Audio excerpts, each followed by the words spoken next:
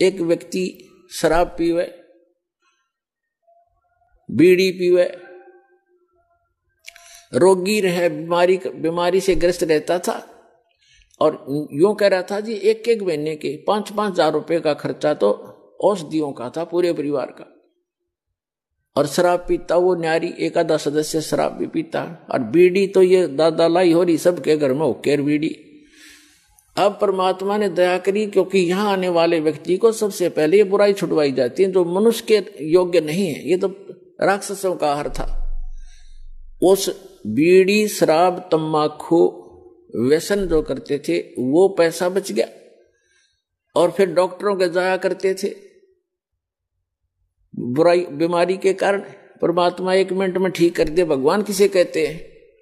जब 5 हजार की दवाई असर नहीं करती, 200 रुपए की दवाई काम कर देगी आपके। नियमित बनाता है भगवान।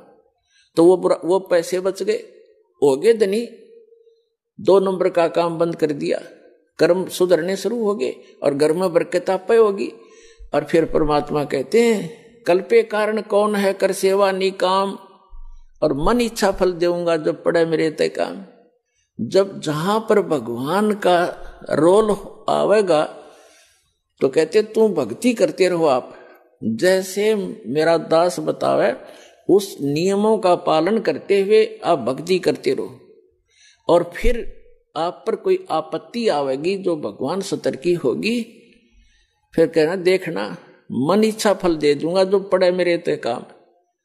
अब भगवान ते काम हमें पड़ेगा जब देखना।